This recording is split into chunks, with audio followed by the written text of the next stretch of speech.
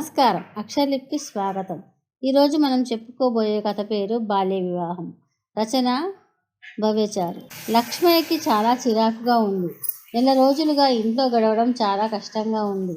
చాలా ప్రయత్నాలు చేశాడు, అయినా ఎక్కడా అప్పు పుట్టలేదు.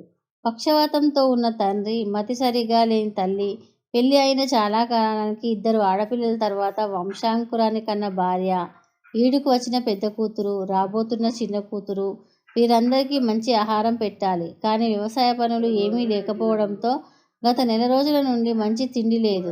అందరూ సగం సగం తిని ఉంటున్నారు. తిండి లేకపోవడంతో భార్యకి పాలు రావడం లేదు. దాంతో పిల్లాడి ఏడుపు ఎక్కువ అయింది. వంశం కాపాడేవాడికి ఏమవుతుందో అని భయపడుతున్నాడు లక్ష్మయ్య.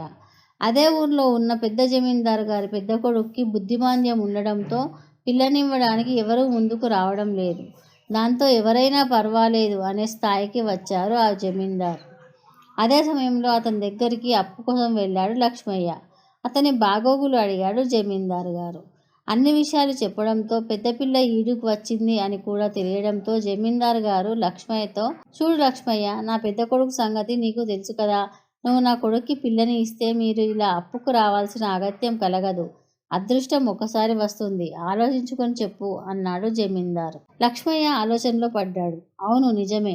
తన పిల్లని ఇస్తే ఆ పిల్ల సుఖపడుతుంది, తాము కూడా దారిద్ర్యం నుంచి బయటపడవచ్చు అనే ఆలోచనతో భార్య వద్దు అని అంటున్న కూతురికి ఆ 40 ఏళ్ల వాడికి ఇచ్చి కట్టబెట్టారు.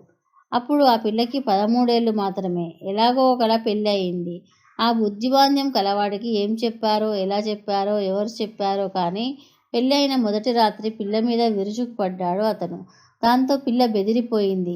చివరకు ఆ బుద్ధిమాంద్యం వాడికి చిక్కి అధిక రక్తస్రావం కావడంతో చనిపోయింది. లక్ష్మయ్య డబ్బు ఆశ ఆ చిన్నారిని బలి తీసుకుంది. అతను ఇవేమీ పట్టించుకోకుండా కుల పంచాయతీ పెడతానని జమీందారును బెదిరించి భయపెట్టి అతని నుండి అందిన కాడికి డబ్బులు వసూలు చేస్తూనే ఉన్నాడు.